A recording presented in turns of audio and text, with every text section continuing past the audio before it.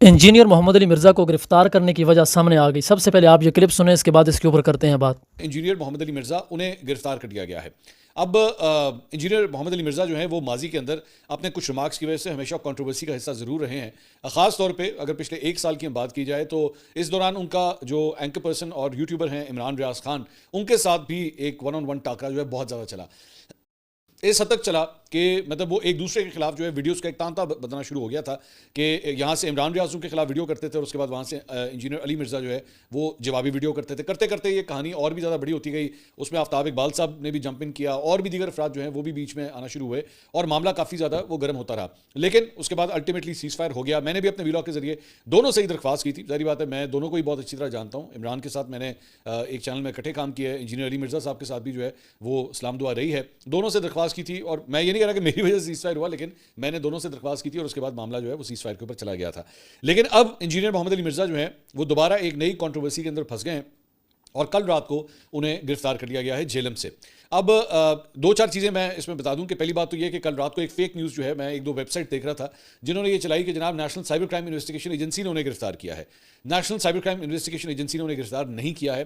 وہ گرفتار ہوئے ہیں 3 MPO کے تحت. 3 MPO کے تحت جو گرفتاری ہوتی ہے وہ پنجاب پولیس کی طرف سے ہوتی ہے اور میں نے کل رات کو national cyber crime investigation agency سے کنفرم کیا تو انہوں نے کہا کہ جی ہم نے انہیں گرفتار نہیں کیا ہے.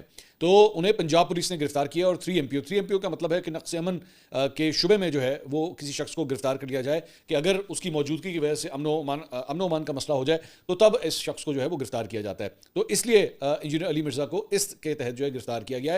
اس میں ایز سچ ابھی ان کے اگینسٹ جو ہے کوئی چارجز فائل نہیں ہوئے جب تک کہ میں ویڈیو بنا رہا ہوں. صرف اور صرف اس لیے گرفتار کیا گیا کہ امن و امان کا مسئلہ جہلم کے اندر جو ہے وہ نہ پیدا ہو جائے.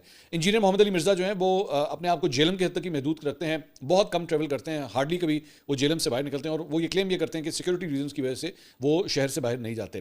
اس مرتبہ یہ جو 3 MPO کے تحت گرفتاری ہوئی ہے اس کو تھوڑا سا میں بیک گراؤنڈ میں آپ کو بتا دیتا ہوں.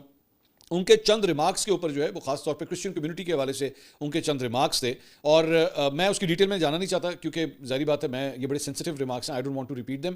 لیکن میں صرف آپ کو اس کا ہنٹ دے رہا ہوں کہ بیسکلی چند ایسے ریمارکس تھے اور اس کے اندر جو اسلام اور کرسچینٹی دونوں کے حوالے سے ان کے چند ریمارکس تھے.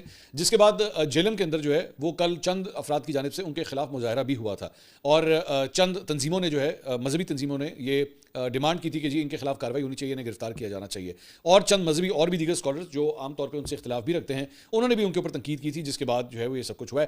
تو اب خبر یہ آئی ہے کہ انہیں گرفتار کر لیا گیا ہے اور ساتھ ہی ساتھ ان کی جو اکیڈمی ہے جہلم کے اندر اسے بھی فی الحال سیل کر دیا. تو ناظرین آپ نے ساری صورتحال دیکھ لی, تو آپ کیا کہنا چاہیں گے انجینئر محمد علی مرزا کے بارے میں؟ اگر ویڈیو اچھی لگے تو چینل کو سبسکرائب, ویڈیو کو لائک اور کمنٹس باکس کے اندر اپنی رائے کا اظہار ضرور کریں.